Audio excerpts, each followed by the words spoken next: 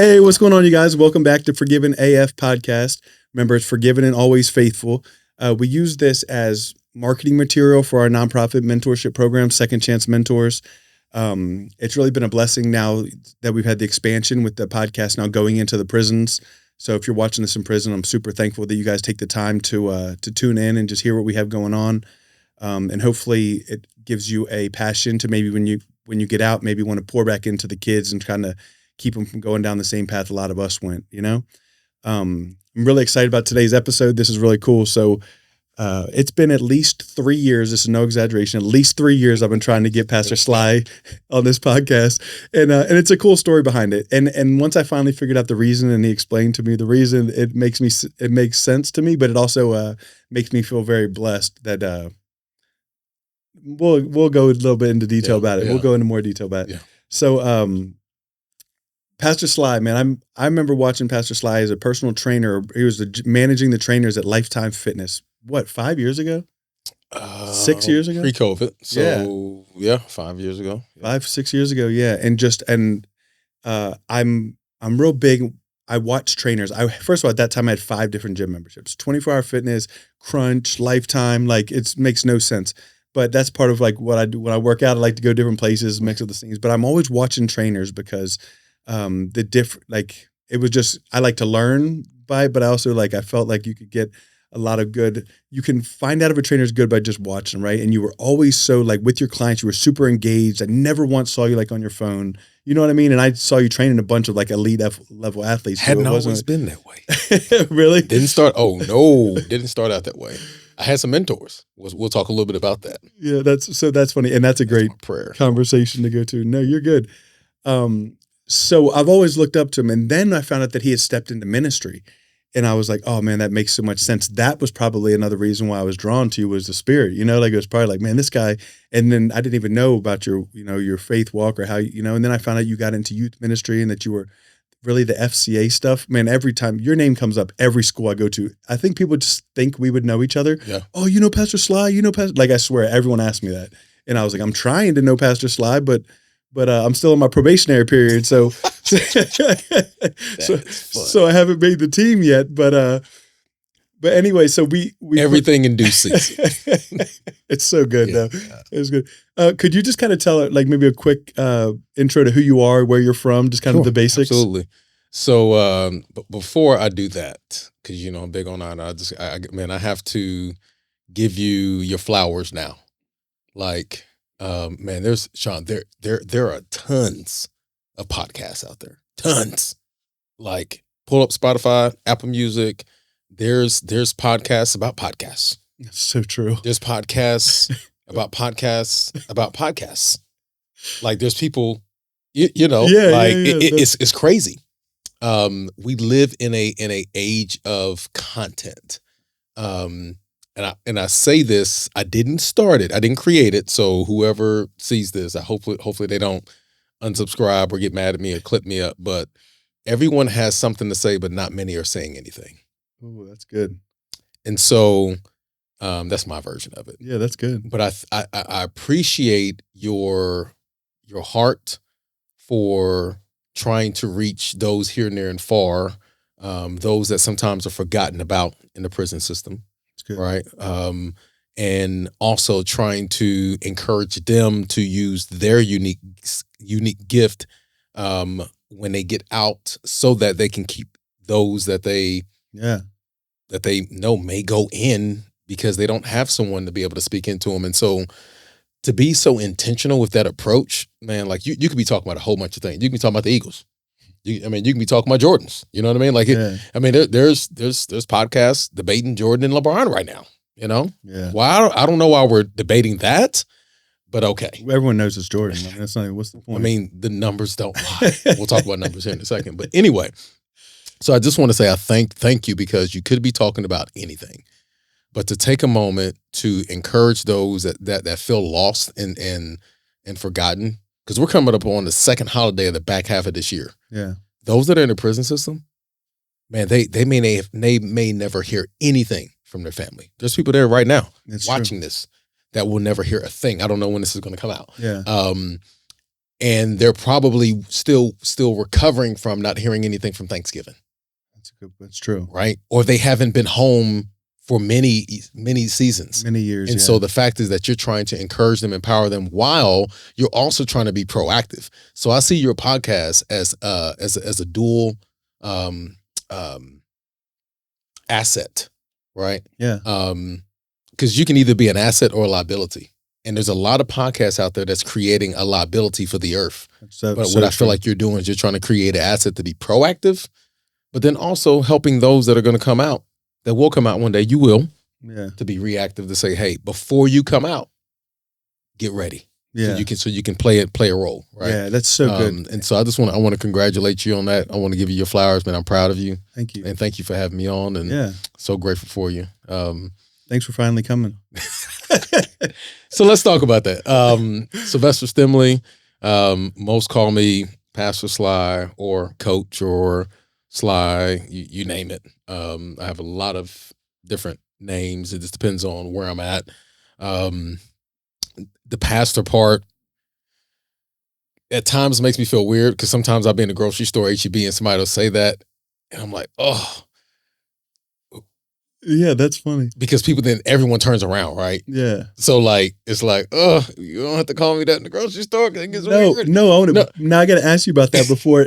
Is there a part of you that doesn't feel like, or that you are on that level? Or is there a part of you not feeling like that's really a title for you? It used to be. I used to have a real, like the imposter syndrome was big. I still struggle with right? That hardcore. Like it was, I was probably on a scale of 1 to 5, I was probably like a 4.5. And that's crazy. I know. I've gotten to a different space now, right? It's more of because because I often have some deep conversations at the grocery store. Yeah. Or at the gym. The other day, what's today? Today is Tuesday. I think it was Friday. Guy stops me, noticed a shirt I had on. I've seen this guy every single day at the gym. And I've, kind of give him a head nod, because I just, look, you in your lane, I'm in my lane. I'm going to work out, you're going to work out. Let's. Yeah. But he was like, hey, he finally came up. He's like, hey, can I ask you a question? He goes, you always have on something that's like religious. And I don't know where this is going. Is that the word he used, religious? Yeah, so I don't know where this is going, right? Because because it can go other ways. I've had people approach me about the church and stuff like that. Because it'll say like worship or something like that. And I think this one had unfinished or something. I can't remember what it said on there. And so I'm like, okay, where is this going? So I don't really know where he's at in his faith walk. Yeah. So I have to be very thoughtful. Okay, when he asks me what my name is, what am I going to say? And so I'm trying to listen first. And I'm asking questions, listening. And I said, okay, based on where he's at, I can't say pastor right now. It's not that I'm afraid to. Yeah. I just need to meet him where he's at. And so he was like, man, like, do you do any, you go to any Bible studies, or like, what do you do? So I'm like, yeah, man, actually I got a workout group, Saturday mornings at 8, we a men's Bible study group that I'm a part of. Yeah. Right? Yeah. And then I said, man, love to have you, love to help you in this journey. And, we shared some other common, stuff about this life. And so he's like, man, can I get your number? I'm like, yeah. So what's your name? And Sylvester. Some people call me Sly. So if I would have said, so what I have to do in that moment as I'm talking is, Holy Spirit, how do I introduce myself right now? Because you got to think, like Paul the Apostle, a lot of times he would end up saying, hey, I'm Paul, right? Yeah. An apostle of Christ, or like he might have the title after it. Yeah. But he would say his name first, right? And so I have to have wisdom to know, how do I introduce myself? Because you could run off a new believer who's like, oh, I'm not ready to be friends with a pastor. No way, I'm not that level yet. Or when they come into the gym, they're hiding now because they're like, oh, there's the pastor, and like I just cussed, or I was looking at a woman or something like that.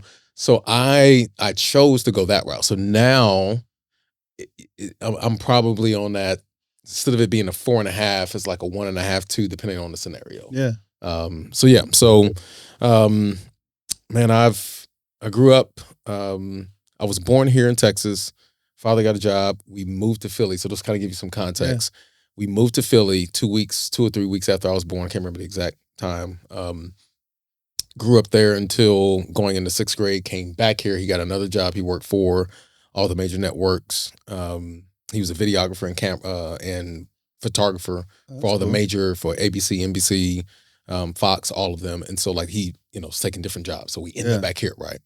We end up here and grew up in like the Everman, Fort Worth area, and have been pretty much here for the most part. I did go out to West Texas, Midland, Odessa, Pecos, but I ended up back here. I've been here for most of my life now. Actually, when I gave my life to Christ, I was living in a house right across the street. From here? 2004. So you see, where Java Lounge is at, the street, like literally a neighborhood where that light is at. I was actually roommates with my best friend who introduced me to his church, is where I gave my life to Christ out at Fellowship. And so at Fellowship Church? Fellowship Church. Ed Young Fellowship? Ed Young. Yes, sir. We went there for a long time. That's a good church. So back then, sitting, I grew up in church, but I had not had a relationship with Jesus. So I'm sitting on the back row with some friends. Christine Kane, I don't know if you know who she is, but phenomenal speaker. She's giving a message talking about it taking the Israelites 40 years to get somewhere they could have gotten 2 weeks, basically. At that point, I hear nothing else. I'm having this conversation with God. I am 100% confident it's God. And he said, hey, let me ask you a question. How old are you? And I was like, okay. At the time I was 20, I think 22 or whatever. He said, do you want to get your blessings, the things I've promised for your life 40 years from now, or do you want it now? I was like, oh, that's easy math right there. And he's like, well, when are you going to surrender? When are you going to give me your life? Because you've grown up in church. Yeah. You've checked the boxes. You know the verses. You've played it, but you actually have never in your life declared me as Lord and Savior. You never have actually truly believed that I am God, that I died and I rose from the grave. You never believed that. You've taken on your parents' faith. Do you know how many people go through their entire life in that state of of not having the relationship side of it? Because I was guilty of it. I grew up in church too, thinking I was a Christian, and I realized I had zero relationship with Jesus. Yeah. And so at that time, I was like, man, I'm just sitting there bawling, friends are looking, I'm trying to, and they're like, well, I want this dude right here. Because I don't even know what she's saying at this point. Yeah. There was no altar call. This is at the beginning of her message as she is giving the details. She's giving context to the text. She ain't even gotten in her bag yet. Yeah. So I give my life to Christ, get baptized, and then end up, at that time, I had already ended up back here because I got cut from arena football. I had made a team in West Texas, got cut. So that's how I ended up back here. I graduated out there, moved back here, because I got cut from an arena football team. That's cool though. You were playing that semi-pro or pro football? Semi-pro, yeah. Yep. And semi-pro, high-level flag, and this is before it had the marketing and stuff it had now. So go out to West Texas, make the only person to make the team at the tryout. So I'm hanging out there, training, getting ready for them to, sign my contract. And this is where I really started to understand, like, if God can't trust you with little, he's not going to give you more. Yeah. And so they asked me, they said, hey, it looks like we're reviewing the tape. We know we gave you a contract, but you look like you might not be 100% healthy. Is there anything you want to tell us? No, I'm good. I'm ready to roll. I lied. What was wrong with you? So 2 months prior to the tryout, I got hurt at work. I had a pallet, a forklift. One of the forklifts hit me in the ankle and fractured my ankle. So I'm running on a fractured ankle. Yeah. I got my ankles taped up. I got my thigh, because at that point in time, like if you're trying to run, like I ended up pulling both my groins, trying to push through it, training for it, and still made the team. Imagine if you would have been healthy. And this is yes, but this is what the Lord said. He said, the reason why I didn't give you that, and I've realized later after saying like, why? That was my ticket to the NFL. Because I didn't stay in college long enough to get enough film to all that. And it's like, because I couldn't trust you. I would have gave you that, and you would have like ruined your life. You weren't ready for it.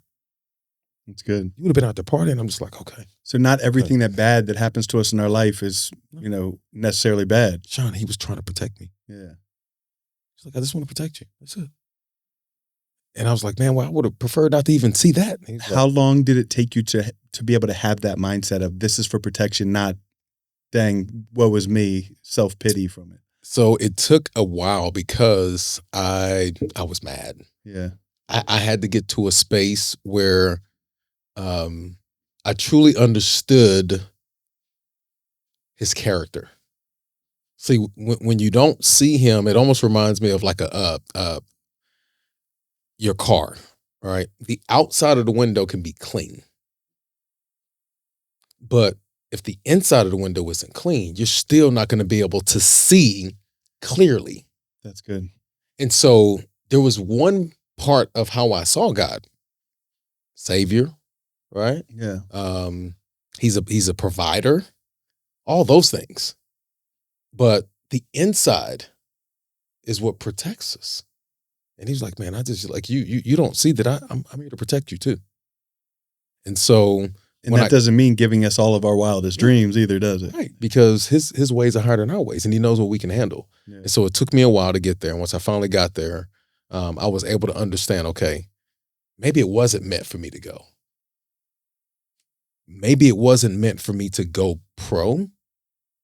Yeah. And then as soon as that clicked, at the training gym, I start realizing like, man, like maybe I'm supposed to work with athletes.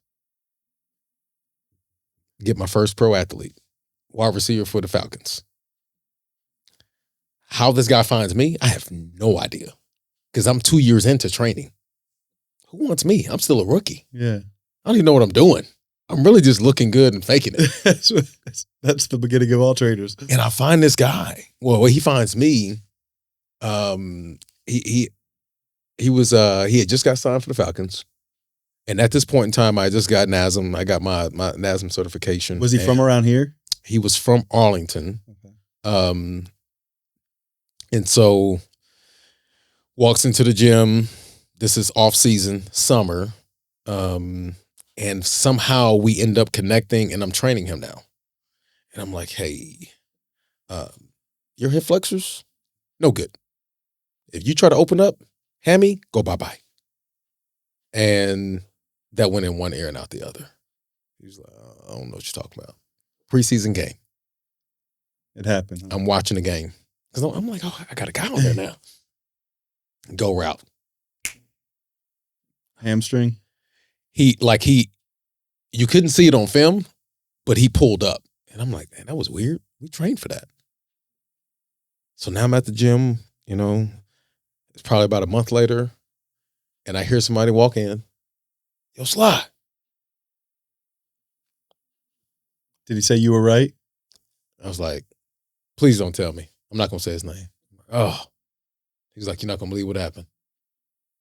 And so he went down this dark path because that was his. Yeah. And it wasn't until later till I realized, like, man, it's me training pro athletes still isn't the end goal. Because I thought, okay, I didn't make it, and now I'm supposed to train them. And it wasn't until years later that I'm doing a Bible study with a group of guys behind in a house that is the neighbor to Jason Witten's house at the time in South Lake. And I'm looking around, I'm just like, how in the world did I end up here? And the Lord's like, see? Yeah, that's... When you were sitting in that back row at Fellowship Church, all you could think about was yourself. I just wanted to be Lord so that I could show you the promised land. I can take you to the promised land, and no one ever said the promised land was going to be the way that you thought it was going to be. And so throughout the years, training celebrities and I've stars and stuff, and not really understanding that it was never really, he allowed that to be a vehicle for me where I'm at today. But it was more about him than it was the personal training aspect. Yeah.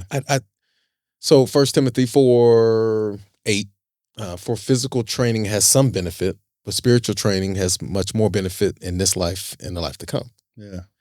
And it wasn't until after I left Lifetime that he's like, look, that was just a vehicle for relationships. That's it. That's all I wanted. Yes, like to help them live a healthier life so that they can go out and do. But my goal for you was to pour little seeds into all those clients to help them to know that they have a unique role that they play in this world. Yeah. So really you were already in ministry. You just couldn't see it. Yeah, that's good. And so on this side of COVID, the Lord made it clear. He said, hey, no more training. I went through some stuff and he's like, yeah, we're done. We're done with that. I need you to step into full-time ministry. And so now I get the opportunity to work with FCA, Fellowship of Christian Athletes, and work at the local church. And then get to do some community stuff, with the schools. And so, man, I'm grateful for this season. I can tell you, like many that may be watching, sometimes we waste the wait. Oh, that's good. I bet a lot of us do that. And what I mean by that, there's while we're in the wait, we want to get somewhere else, right? We're like rushing through it. And we don't realize that there's a wait that we could be taking advantage of while we're in the wait. Let me break that down. Yeah. This is going to be in my book. While we're in the WAIT, if we're not careful, we will not use the WEIGHT to make us stronger and to build our endurance. Yeah, that's good. Definitely makes sense. We waste the transition.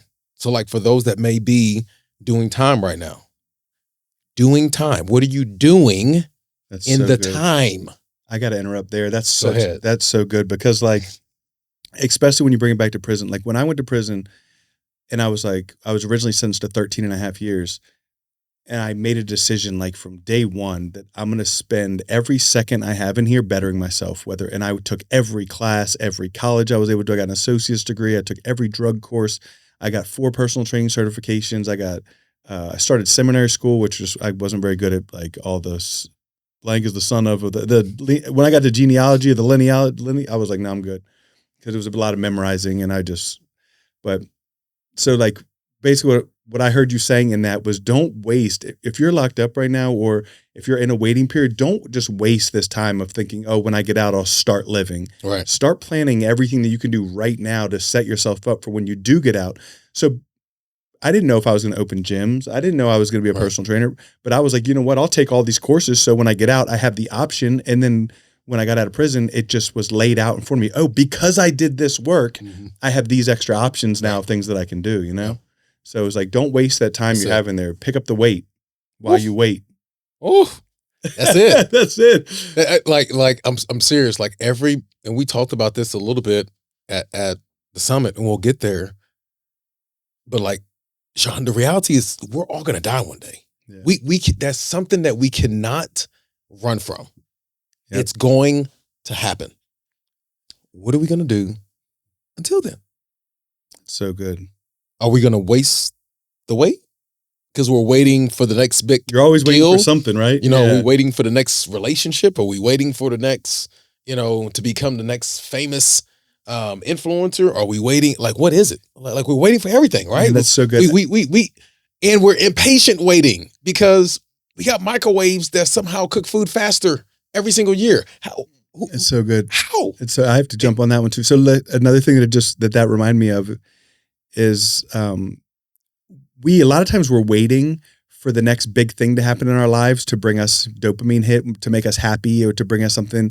But that's where we need to really make sure that we're diving into our relationship with the Lord, because he will even us out. And in the wait, we can still have joy and happiness. Right. And you know what I mean? Like it shouldn't have to be the next promotion or the next Eagles Super Bowl or, you know what I mean? Like, wow. Sorry, I had to go there because, we still got a chance. Lose some subscribers on that one. But it's like, I mean, serious, right? Like we need to find a way to be like God is in the mundane. I heard a sermon one time that was talking about like in the boredom of waiting, God is in that. You know what I mean? But a lot of times we feel like we need this next big event or this next birthday or, you know what I mean? January 1st or, things like that. And that's I'm glad you brought that up, because that's confirmation for what, man, I was going to challenge just people that are in my circle to not wait. Don't waste these next several days to say, I'm going to start at the new year. And why do we do that? I'm so bad about it. Or I wait till Monday. It's like, I need a new year, Monday, new something. It's like, no, get on track right now. We could be 10 days into our fitness journey, which if you're someone, you can get a lot of results. Right. So then when you get there, instead, we're going to put on 5 pounds between now and January 1st, and then spend the first 15 days of January 1st getting that 5 pounds off. Now we're bored and we're right back to where we started on December 30th or December 22nd. But you know what's worse than the 5, 10, 15 pounds that we put on by not starting? And it could be, that doesn't have to be weight. It could also be mental stuff too. That's exactly the habit that we pick up. Yeah. The behavior that we then ingrain. So like true. It's worse than the 15 because you can get rid of the 15. True. The 15 may be easier to get rid of than the habit. Yep. Now you're getting your body used to these dopamine hits of eating these chocolate cakes and all this stuff through the holidays, and I don't want to lose any people over that either. But it's okay. You got to find a happy medium. But no, you're so right. We shouldn't have to wait for January 1st or for anything, and that's such a good point. But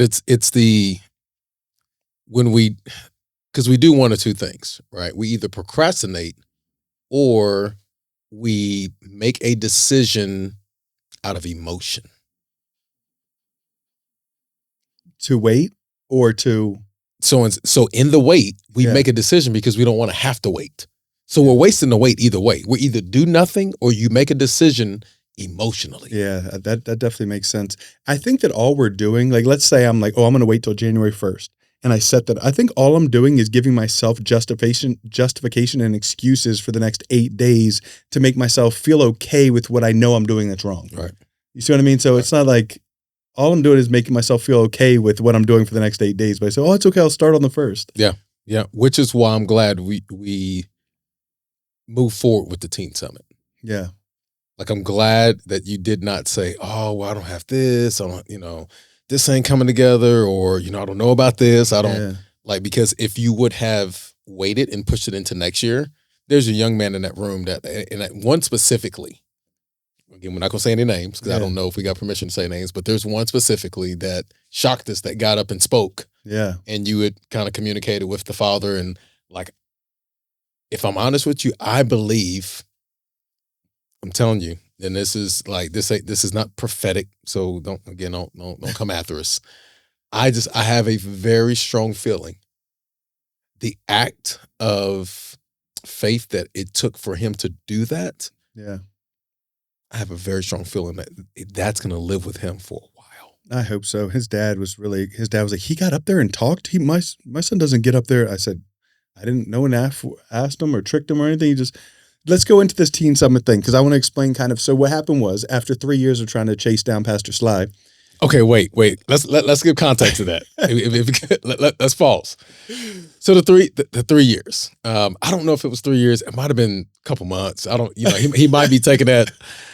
But here's the thing: is I have tried to steward my life well, and when you're out in the community and you work with the school district and you work with local churches and different things and different, businesses as well. Sometimes, people will come out and say, hey, can we partner? I get that a lot. Yeah, I bet. Whether it's in,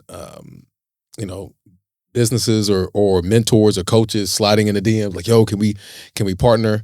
And what I've had to learn to do, because I've done it, I've said yes too many times without looking at the tree to see if it's producing fruit, but then also to see if it's continuing to produce more fruit. Yeah, because you can produce fruit in a season.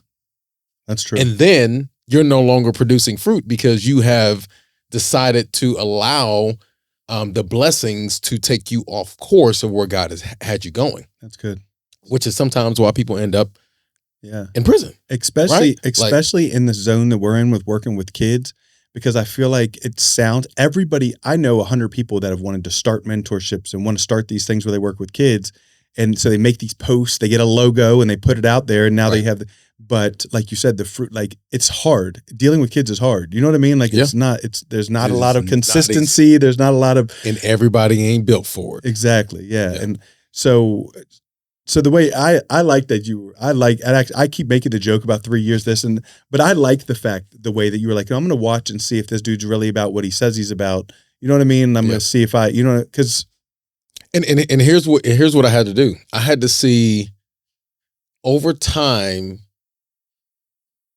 What's there? I was praying for us this morning. I was praying for us last night and this morning. And this is what the Lord said. I was like, oh, help me put this into words. Some people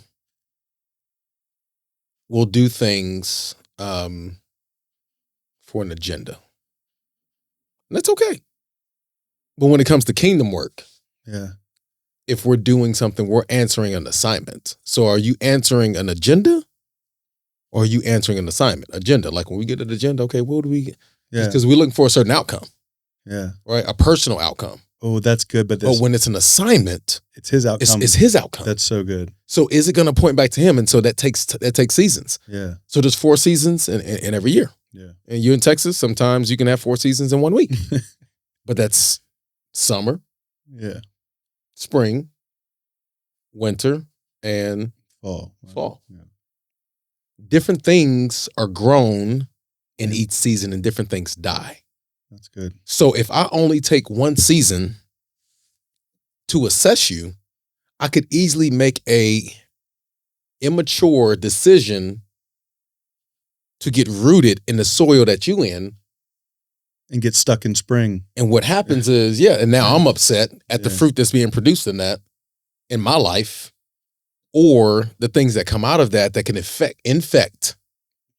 That's good. Yeah. Because if a tree is infected and the roots are in the ground, what happens is anything else underneath that's tied to any of the trees that's infected will now begin to die. Yeah. And so I have a responsibility to make sure that anybody that I'm doing life with, that I'm doing kingdom transactions with, that who all is this going to impact? Because it ain't going to just impact me. That's so good. Like the tree that's sitting outside of your building, underneath ground, it best believe it's touching roots to other trees on this block and across the street. Yeah. At some point in time. And so I had to assess that, and I was like, okay, now I'm seeing fruit, right? Because same thing was for you. I go around, people like, hey, do you know Sean? You know Sean? We hadn't met yet, but I know of him. I know he knows this person, that person, that person. And so I just had to assess and see, okay, give me some time to go through the seasons to see, is this really about, is Sean trying to make Sean known, or is Sean trying to make the Savior known? That's good. And so as I've watched your businesses, and as I've watched the mentorship program, I'm like, okay, I feel at peace that I can lock arms with him, and we can have a conversation. If I'm like, hey, I don't know, maybe we go this direction, maybe and we bounce stuff off of each other. But if it is just the Sean agenda and not the Sean assignment, I'll come along with you. If you're like, hey, God put this on my heart, this is my assignment in this season, let's go. You got me. But if you're like, man, I got this idea. Yeah. No, it definitely makes sense. And I like the way you carry yourself that way. I like the way that you're slow to speak. You know what I mean? You're not just trying to, you're not trying to talk over people. You know, I feel like Speaking of Sean. Hey, what up, Sean? You know that, Sean? Yeah. That's funny. One of our guys are here. So, I lost my train of thought there for a second. Where we're at? So championship. Back to the birds. Yeah, no, that's good. We talk about that all day. We're gonna get it together. But so I wanted to put together this teen summit, right? I had this vision. I've seen someone else put on a teen summit, and their intentions were great. It just wasn't. I wanted to bring some swag to a teen summit. You know what I mean? Like, and that's kind of the best way for me to explain it. And I knew I wanted to have a faith element to it. And the first person, I'm talking like the first thing I thought about was like, oh, I'm gonna shoot at Pastor Sly again and see if I can get him on board. And sure enough, you were willing to meet with me. You know, we had lunch right across the street, the job, or had coffee, and I was able to just, hey, here's everything that I'm thinking about. And it was like, I've never had anybody just, from the first time we sat down, you just like took, like, in a way, not to say you tried to take over, but leadership in a way of like, you're willing to correct me on the things that I didn't have right. You know what I mean? You were able to correct me on so many things. You were like, Sean, things that I'd never even thought of. And that's what helped me walk away from that, saying, okay, I can do this with him, because I've been a part of several of those as well. But also as you start to share your vision, I was like, okay, but you got to tell me like, what is this about? Yeah. Like when you start sharing the big picture, and I was like, okay, let me just make sure I'm hearing. So I'm asking a ton of questions, and you didn't get defensive. You didn't get defensive. You didn't get like, well, it's got to be this way, or and I'm just like, oh, okay, well, at worst case scenario, let me just ask a few more questions. Yeah. And as I asked questions, I never felt like you got to a place where it was like, no, they were opening my eyes to things that like I was excited about it. Like I'm telling y'all, listen, find a mentor. Find a mentor in your life. It doesn't matter. Whatever you're doing, find someone who's doing it and better than you or doing more of it than you, and go ask them the questions. That's how I thought of it as. Like I sat there and say, how can I soak up every piece of information he's going to give me? And that's how I went into the meeting. Like, I don't know. I do not have any of this figured out. I deal with, you said imposter syndrome earlier. I'm the 5 on the 5 still to this day. Like, still I struggle with stuff, like I'm with tons of things. Personal trainer wise, mentor wise, roofing company. I sold roofs for like 6 months, started my own company. Like I don't know I don't know all the ins and outs about roofing, but you know what? I know people. I know how to take care of people. I know how to make sure that people do what they say we're going to do. You know what I mean? Like, so I struggle with imposter syndrome in all areas of my life. Yeah. Like I really do. And it's something. Well, you know what the root of that is. And this is what me and the Lord kind of talked through is just, and how I started taking that scale from 4.5, bringing it down. It's imposture is tied to identity. What happens is you have these intrusive thoughts that sometimes are tied to your past. Yeah. That then start to grow up. And if you don't have the soundtrack of your identity in Christ loud enough, and if you don't have it on, if you don't have the soundtrack on repeat, shuffle, or whatever, however other way you can have a soundtrack on, if it's not loud, if you don't have the decibels loud and you don't have it on repeat, what'll happen is the enemy will use your past failures to then make you question your identity. So true. And he did that with Jesus. But Jesus was like, oh, no. Scriptures say. Yeah. Let me just remind you, scriptures say again. That's good. And so that's how I've been able to work back to get there. So when I start walking through that, and I still get nervous when I speak or different things like that, and I still run into it, but I have to know, okay, what's my playbook? That's really good. God. That's so good. It's the word of God. That's really good. And that's right on. And I think that another thing that is a good sign of imposter syndrome is you can't have imposter syndrome without humility. Right. You can't. Because you would if you don't have humility, you're just going to think you're the man and you deserve all this. And this is all about you. You've done it for yourself. You know what I mean? Yeah. So in order to feel that, I think is not a bad sign. What I have to make sure that I do, and you brought this up earlier, is I have to constantly, like daily check my motives. Because like you said, it's easy to get caught up in get these clips on social media, getting all these likes and you know what I mean? Like, look at me. I have to check that because I can get caught up in that pretty fast about, you know what I mean? Yeah. But I know that that's not what's going to, like, if I make it all about me and not about Jesus or not about the boys or not about actual impact, God's not going to bless us anymore. Well, and that's what happened to Saul. Saul got jealous of David. David had people, hooping and hollering about him, and Saul got jealous, and that's why he went after David. Like, why they praising him? They forgot about me, Yeah. And it creates just a level of, like you said, humility is critical. Because if not, man, if without humility, we'll end up in a place that we did not plan on going. Yeah. And it can happen fast too. Yeah. And so I'm grateful for you answering the assignment to do the Teen Summit. And Sean, you were, man, like I saw you grow that day. I learned a lot. I saw you grow that day. 100%. Because if we're honest, like you're the guy that wants to get it done.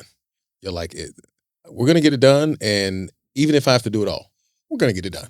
That's how I normally do everything. Right. Yeah. But you're not as effective. No, not at all. Because I'm not even paying attention to the big things because I'm over here worried about where the pens are being put. Like, you know what I mean? I'm telling you. So let me tell you about the Teen Summit Day. So this is cool. So we had a Teen Summit. Basically, I wanted to have an event where a bunch of teen kids could come, teen boys. We try to stick to that lane. Nothing against, I mean, women need a space for it too, but I've spent time where God told me that's not my lane. That's your assignment. Yeah. Young boys are your assignment. That's a better way to say it. That's a better way to say it. So, so we had an event we started an Eventbrite, which is where kids can sign up, right? And we posted all over social media. That thing filled up. 50 people were all the seats. But I learned that just because 50 people sign up on a free Eventbrite thing does not mean that you're going to have 50 people in the seat. So that was my first thing that kind of bothered me a little bit. I had to overcome that feeling like I failed because we only had 25 or 30 kids show up. So that's a whole different thing. Like I was so set on the numbers. And Pastor Sly repeatedly had to tell me and calm me down and say, Sean, if one kid showed up and one kid's life changed because of this, that's more than you could ever ask for. Right. You know what I mean? Because it's generational. So that kid goes home, parents like, what's gotten into you? You're different. Something's up. Even if he only acts different for 1 week. Yeah. That 1 week at home or that 1 week at school has an impact. And we'll never live to see that. So it's hard So you have that, and then that conversation that we're just going to throw some random names out. Yeah. So Johnny goes home, and we'll call her Jill, and we'll call, let's say if Dad is in the picture, we'll call him John Sr.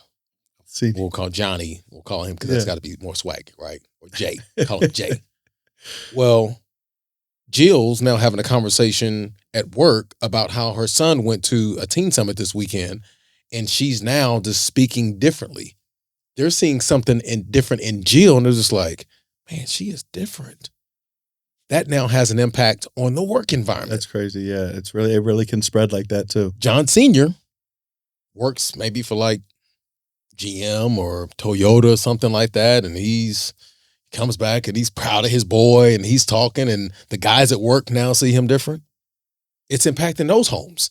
Like I said, if it's one, good. We have no idea the impact that it's making. That's true. So I had to get over the fact that I only had like 25 kids there. We probably had 20 mentors, even like guys that showed up too as well, which was cool, because I wanted them to be involved in the whole thing. And basically we had speakers come, 2 guys that have written books come, both believers. We did some not breakout sessions, but we did goal setting, and then we had the kids write their own eulogy. And the kids got to come up and share that. They volunteered to come up and share those things, which was really cool. And I guess, but even more back to Pastor Sly when it comes to it, so I'm trying to do everything. We get there early at 11 o'clock. I'm trying to set up the chairs. I'm trying to get the inventory. I'm trying to do everything. And clarify that now for your viewers, because they need to understand when he says trying to do everything, Sean is literally himself. Not asking people to do it. He's trying to do it. I'm carrying the chairs. And I'm sitting here looking like, what's this dude doing? And I'm so delegating is just not something that I've ever really, for one, really experienced the position to be able to delegate, because even I'm not even good at it with my employees. I'm not good at it with my gym employees. I don't ask my trainers to do things that I wouldn't want to do because I don't want them to make them mad or to them to be mad at me. I'm such a people pleaser. But I'm telling you, Sly shows up and all of a sudden, and I got 10 of the boys from the mentorship just sitting there doing nothing on their phones. And I'm carrying all these chairs. Sly's like, no, this is not how you do this. He goes, you need to find out what are the 2-3 most important things. That's what you focus on. And all this other little stuff you start delegating out to these kids. Yeah. And I'm telling you, everything just flowed better. Like it was. And as soon as you asked them, what did they do? They were all about it. It was like no question. And why is that? And I had to learn this. I'm telling you, my mentor, well, he's more my pastor. I know we use the word. He's a pastor who mentors me. But this is what he asked me. He said, hey, if you were to walk into a room and there's somebody there and you ask them, hey, can you help me with that? 9 times out of 10, they're going to say yes. Everyone wants to help. Yeah. We just got to ask the question. It's good. You're almost stealing their blessings of being able to help by not asking. Yes. That's because guess what those boys are going to say when they go, I help set up. And yeah. Okay. Now you got it. That's good. You got it. Yeah. That's really good. And I didn't even think about that aspect of it until you just brought that up, but that's so good. You're stealing stealing the kids' blessings of them getting to go home and tell their mom how they helped set up for the teen summit. And when you're involved in the setup, you're more involved in the process and you're now more involved in the whole thing just because you have played a part in it. But guess what seed you're planting though for mom and dad? When they go home now they can also help at home, and they can be more helpful. And hey, what can I help? Can I help with anything tonight? right there. That's it. That's really good. There's always something bigger. That's so good. It's always bigger. So we got through the whole event. I think it went great. I mean, I still backed it. It wasn't a full room, but I got to get that out of my head. But it was good. And a lot of kids were excited about it. We did some raffles. Kids won some shoes and some gift cards. And but I think overall it was a win. But really, I think what we did, we just set our baseline for now the next one's going to be better. Yeah. You know what I mean? Like we at least, and like you said earlier, I had this idea November 15th and we ran the Teen Summit on the 13th. It's not like we advertised. Like 4 weeks. Yeah, like 4 weeks. It's not like we advertised for months and had, you know what I mean? Like we threw this thing together. And I think it was a win. So on that note, you had people come from interesting distances.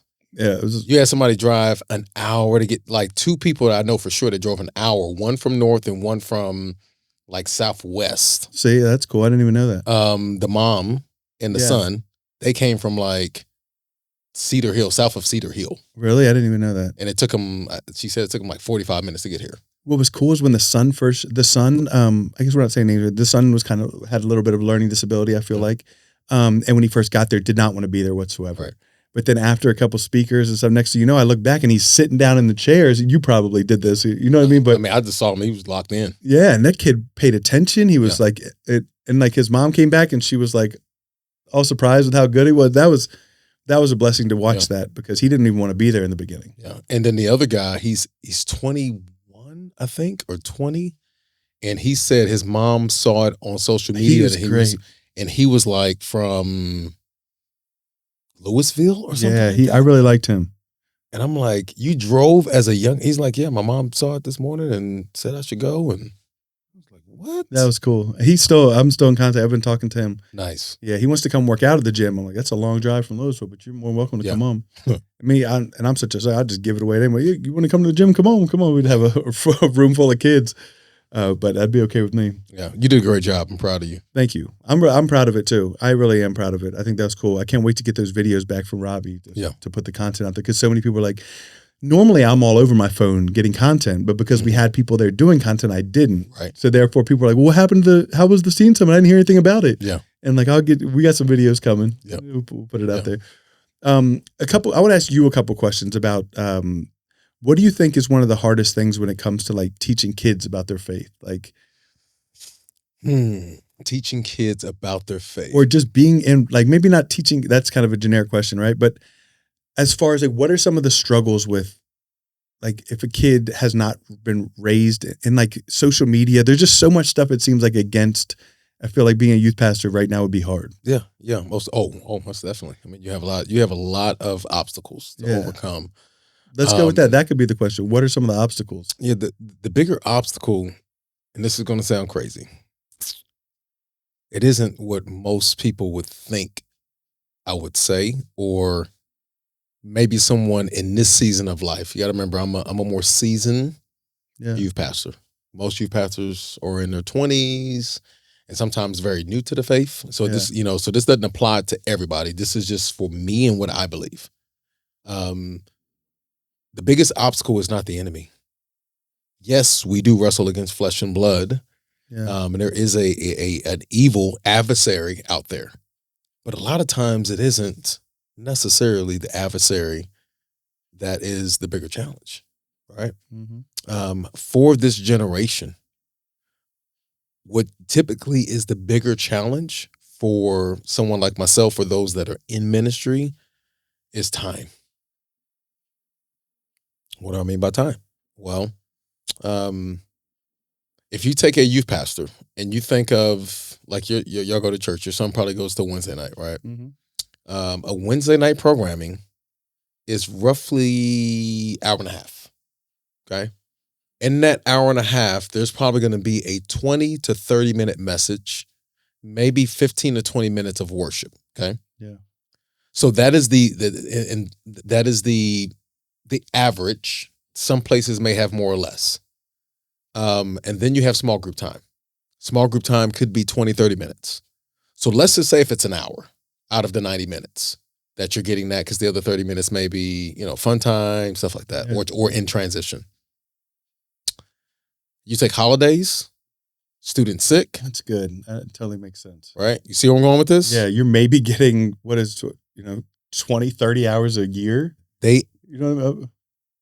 on a perfect year, 40 hours. See? That's not a lot of time. Yeah. So what makes it difficult for us is if I'm preaching for 20 minutes, the average mind is only going to retain 10% of that. So in 40 hours, you're only going to retain 10% potentially. Yeah. If you go to small group, which is maybe 30 minutes like that, again, that's still combined into that. So you're maybe only getting 2% of my time. That makes 2% of worship is you know what I mean? Yeah, and so, yeah. and now God is not respective of time. Yeah. But what we do still matters. Yeah. And it's something that's as important as our faith. It seems like, and you're only getting 40 hours a year. It's like, is that enough? So think about it's 24 hours in a day. Yeah. So that would literally be 2 days. But it's not like we're getting to saturate you for 2 days. Yeah. It's a sprinkle here. Yeah. And then 7 days later, a sprinkle here. You know what that does in my mind? It makes me realize how much more intentional I need to be with the time that I get with the kids. So that would be the second thing as far as time. So the first thing is the time that we get. The second thing is the time that the parents are actually investing outside of us. That's good. Because if the parents aren't really involved on discipling their kid, then really all they have is us. So now it's us against the world. So it's not necessarily the enemy. We didn't even brought the enemy into play yet. That's really good. Yeah. So I'm fighting for time. I'm fighting for time to disciple you so that you can then slowly start pulling back how much culture is influencing you. Man.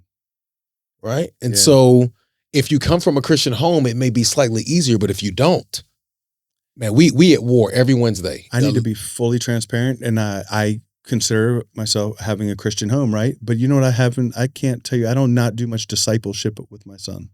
And that makes me feel really guilty about it. I feel convicted about that right now as you say that, because I can't depend on Wednesday nights once a week for 40 times a year to be the only discipleship my son's getting. You know what I mean? Yeah. We need to take more. I appreciate you saying that. You are discipling your kid.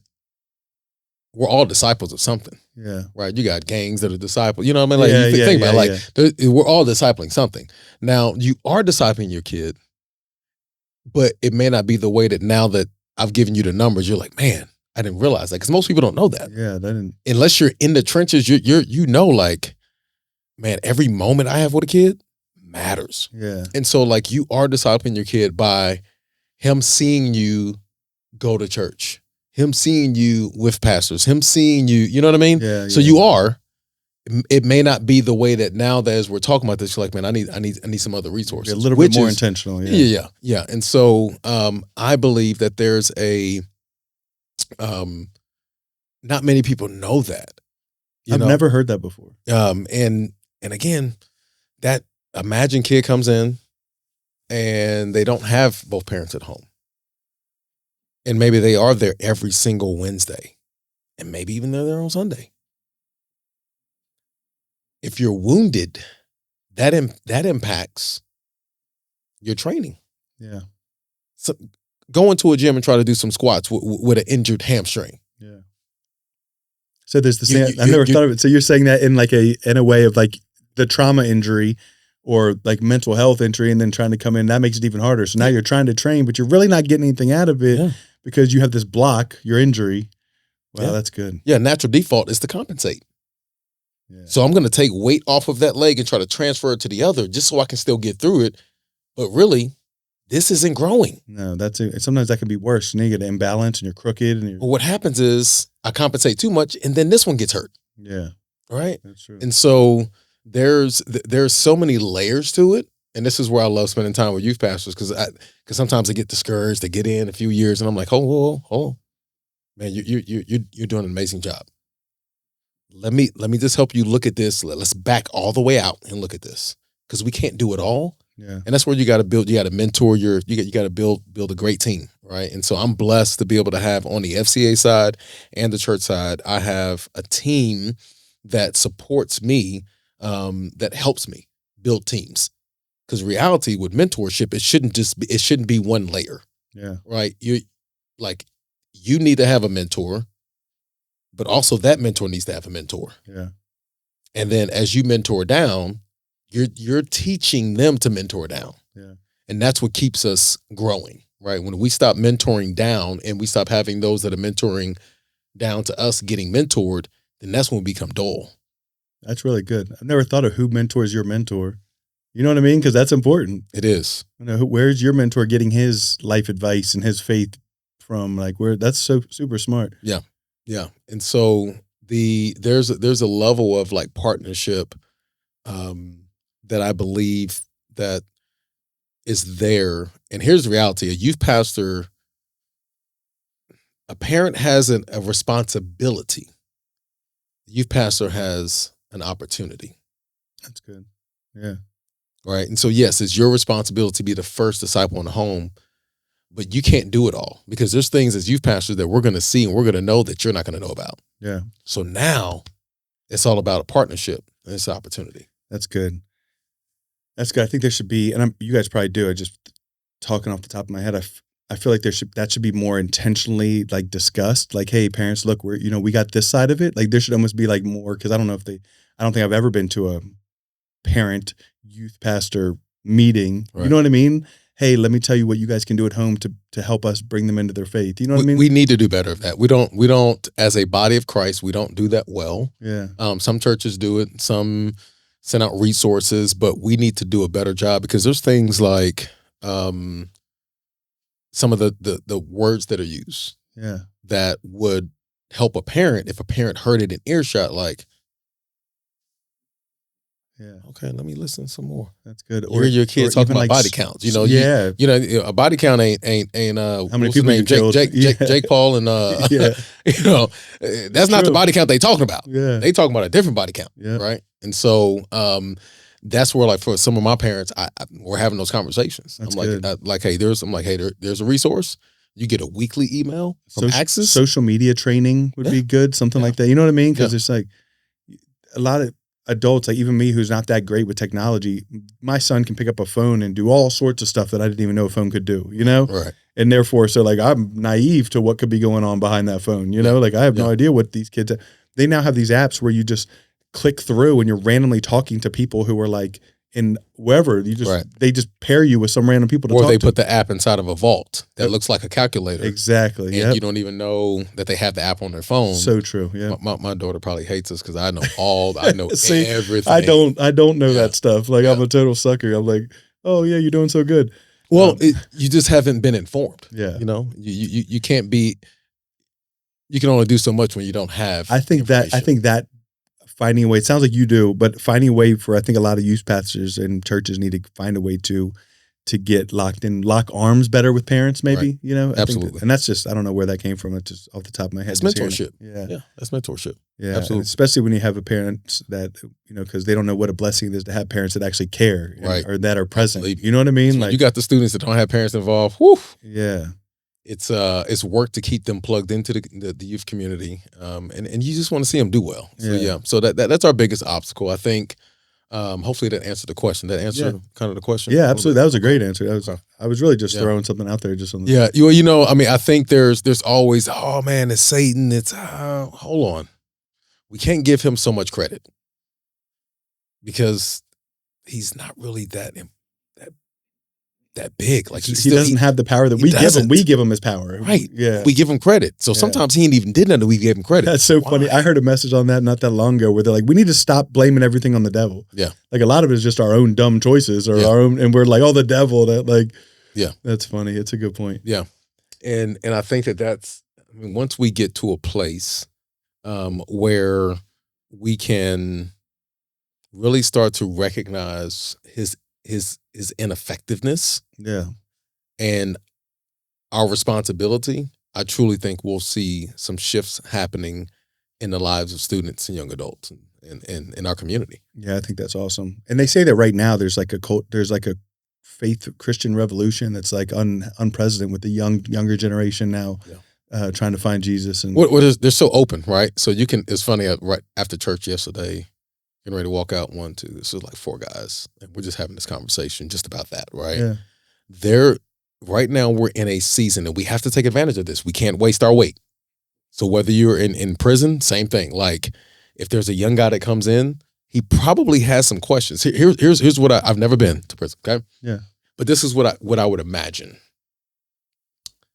If you didn't believe in God when you got there, or maybe you did and you weren't truly a follower of Christ, now being removed from the setting you were in this new setting, you're probably open to have some conversations about it now. It's literally, you're the ripest for the picking is when you go to prison right now. You're confused, you're kind of scared, you're hurt, you miss your family. Like God sets you up for the vulnerability of finding him. And here's what I just have to. Because the guy that I was talking to yesterday, his name was Joseph. And then like as we're talking about this, I figured we'd be kind of communicating about a prison. So in Genesis, Joseph, right? Mm-hmm. He gets thrown into prison. Why? Because he gets accused of doing something that he didn't do. Yeah. He was trying to live a faithful life. And the Bible would say prior to that happening that the Lord was with him. Yeah. So here's what's interesting. When he gets to prison, this is the part that I love so much. It says in chapter 41, this is when Joseph is placed in charge of Egypt. And he basically he interprets Pharaoh's dreams. So he's in prison and there's the baker and the butler. Have you heard the story? Mm-hmm. Okay. So the baker and the butler are in prison with him. And Joseph has an opportunity to not waste this moment. But if it was me, well, maybe. If it was me and you, if it was like sometimes we can get into a season that feels like a prison and we're bitter. Yeah. Think about this. He's an innocent man. And he's being asked to use his gifts and talents by people he doesn't even know. Yeah. And he still serves them. That's good. And this is what he does. So he tells the dream. And then what happens in verse 28, I'm going to just read this real quick. Actually, no, I'm going to read verse 25, give some context. Joseph responded, both of Pharaoh's dreams mean the same thing. God is telling Pharaoh in advance what he is about to do. The 7 healthy cows. So he's interpreting what it meant that the dreams were happening. So basically telling him there's some good stuff that's going to happen. There's some bad stuff going to happen, right? So 7 healthy cows means 7 good years, right? And 7 unhealthy heads of grain, 7 healthy heads of grain both represent 7 years of prosperity. Then he says the 7 thin, that means famine, right? Scrawny cows that came up later, and the 7 thin heads of grain withered by the east wind represent 7 years of famine. So he interprets this dream and he says there's going to be 7 good, 7 bad, right? Now, Joseph had a choice when he was in prison. He had a choice. These guys come to him like, hey, interpret a dream. He could have been like, man, I'm here. She set me up, right? Somebody's probably watching right now that's probably got set up. They ain't supposed to be there, right? Heck yeah. Or maybe you made a decision that got you there, right? So here's what's interesting. Joseph gets sold into slavery by his family because of the way that he approached his family with the dream. Now, one could say, man, he was arrogant. Somebody could say, oh, he was cocky. You know, we can't go back and put that in the text. Yeah. What happened. It was some relational trauma between him and his family that landed him in a situation where his brothers didn't like him. They didn't have anything good to say about him, is what the text said. He gets thrown into a pit, finally sold into slavery because they didn't want the blood on their hands. Yeah. And so he ends up in a situation that really started, if Joseph would have kept his mouth closed, he might not be there. But we're not going to focus on that because that's not what the text is telling us to focus on. What I want to point out is his obedience to serve even when he is suffering. Brought him all, yeah. That's good. If he doesn't do this, Sean, it says he gets promoted to be the second in command over Egypt. He could have shut his mouth and just sat in the corner and just pouted. You know, like he could have just been like, I'm not helping y'all. And then that none of that stuff would have happened. He would have never been the ones that his brothers came and begged for food from. He didn't waste his weight. He was like, you know what? I don't even know if y'all like I'm just going to assume you're not going to forget about me when you go talk to Pharaoh. So I'm going to help you out. Yeah. And they did for 2 years. That's really good. For 2 years. Somebody's right now. They hadn't heard from the family in 2 years. Or the person that set them up. Yeah.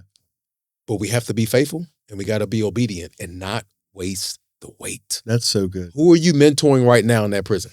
Oh, that's such a good. I had a lot of good mentors of men that were in prison that had great people. There's a lot of amazing people in prison that just made a mistake. Intelligent. Yeah. And I've the stories I've heard, I'm like, what? It's crazy. Yeah. I had some awesome mentors in there, you know, and it takes some discernment, pick and choose who you're going to get, you know what I mean? And make sure that all their stuff is, you know, that needs to be your guide, that guess and check everything they say through that. It should always line up with what that Bible says for sure. Yeah. That's a huge one, but that's so good, man. I think we might need to do this like regularly. We might do like a quarterly episode because you got me. We already. Yeah. I could keep going and going. We're already. The memory card only had 1 hour and 28 minutes, so we got about 20 minutes left. But I want to ask you, well, we're going to run back the Teen Summit again. Are we going to commit to doing that maybe quarterly or a couple times a year? Absolutely. Let's do it. Let's do it. So I'm game. Connected on that. Yep. If there's ever anything that I can do to help you, I know you came all in and helped me, dude, and I wouldn't have followed through with this without your excitement and your questions and checking on me, and like that accountability was huge. I loved having the right answers for you. Hey, Sean, how far we got along? Oh man, I couldn't wait to list out all the things I had actually gotten done and accomplished. You know what I mean? Yeah. So it's, and something that's important to me is when I find a mentor or someone that I want to work with, I have to, and I don't mean this this is not an arrogant way towards you, but I'm saying it has to be someone that I put on not a pedestal faith-wise, but just someone that you look up to and you respect and you don't want to let down. Does that make sense? Yeah. I don't mean it in like I'm like worshiping the person, but it has to be someone that you respect and that you don't, you know what I mean? That you want to do right by, you know what I mean? Because that's where that accountability comes in. Oh, I got to make sure I get all this stuff done because Sly's finally giving me a chance to be his friend. I got to make sure. That is fun. You know, I mean that with love. I'm just totally playing around. But no, I'm so thankful for you. But I want to ask you one question that I ask everybody on these podcasts. Okay. If you could go back to little Sly at 16 years old and you could give him one piece of advice, what would it be? 16. Okay. Wow. There's a range. You could say high school. Sly. I mean, yeah. High school, man. Normally I give people more time to think of their answer for this, but I feel like it's all good, man. This is that was an interesting season for me, season of life. And if I could go back and do anything, I probably would have used my influence differently. That's a good one. So I've kind of known I'm a communicator. Yeah. I kind of had that. It wasn't until my senior year. Shout out to Miss Armstrong. Everybody has she played the mentor role and didn't even know it. Right? Speaking life into you? So she spoke life. I got this on my wall. I have this homework assignment that she had us write. And at the bottom of it, she put, there's a writer inside of you waiting to impart words to the world. Right? I find that during COVID.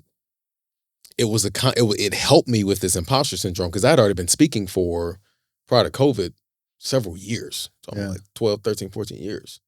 And so it was something about that made me think back to okay, that was my senior year. 16, I probably would have been a junior or sophomore. Yeah. If there's something I would go back and do is I would probably have used my gift differently. That's good. Because I've always had the gift of communicating. I just don't know that I realized it and believed it. Or knew what to do with it, maybe. I didn't know that this could be a financial or a faith. Or could really build people up versus beat people down. Yeah, that's good. Because there was this times where, I probably could have been the guy that could have shifted a room for the good. Yeah. Sometimes I didn't say nothing. A lot of times I wasn't a guy to really talk trash. That wasn't me. Yeah. It's just if fight broke out, I'm in there. Yeah. But if I could go back, I would have used my influence differently and I would have communicated. I probably would have used my communication skills a totally different way for my school, for my community. Yeah. Like I did not. I'm looking back and I'm like, man, I can't do now what I didn't do then, and I don't regret it. It's just had I known, because I've always had it. Yeah. Because I look back when I was a kid, like I have pictures where I would be at performances reciting Martin Luther King poem, like just like I have the memories and I have the pictures, and somewhere along the line, along the way, some things happened in life where I stopped using it in the way that God had intended for me to use it. And so now I look back and I'm like, okay, that's why I'm passionate about the youth, because it's like, oh yeah, we gonna do something different with that. Yeah, if I'm gonna be in proximity, if I'm gonna be within 100 miles of you, oh, believe it, we run into each other, oh, we're gonna have that conversation. Because I need to help you make sure that you don't waste this season of your life. That's good. Yeah. That's really good. I would use my influence different. That's a good answer too. That made me realize anyone who's in prison, y'all that are locked up, that are seeing this, speaking life into someone else and telling them the good things you see in them does not take anything away from you. And I guess what I'm trying to say is like just speaking positive to some other guys that are in there that might be might change the trajectory of their life. If you can tell somebody the good things you see in them, they can then grow those good things. Right. You know what I mean? And it doesn't play. I always had this like feeling, well, I don't want to compliment. I don't want to, it doesn't take anything away from you. Right. Complimenting someone else's strengths or what you see in them, it doesn't affect you. All it can do is help build someone else up. It doesn't make you weak. It doesn't. It doesn't make you soft. It actually makes you more honorable. It does, for sure. Right. Because you're not getting anything out of that. All you're going to do is help build that person up. You know what I mean? And I feel like there's just everything is the opposite of that. It's always the joking around and the making negative jokes and laughing at people. And especially in prison, it was like that constantly. Right. I can only think of a few people that actually spoke life into me, and it's those guys who I would call mentors now. And I think that's what attracted me to them, was they told me they saw something. Right. You know what I mean? So don't be scared to tell people the good things that you see in them, Yeah. But I could ramble all day like this. I want you guys to remember that you're loved and you're forgiven, and there's nothing you can do about it. Pastor Sly, thank you so much for being here. Thank you. Yeah, love you, bro. Love you too. Appreciate you. Peace.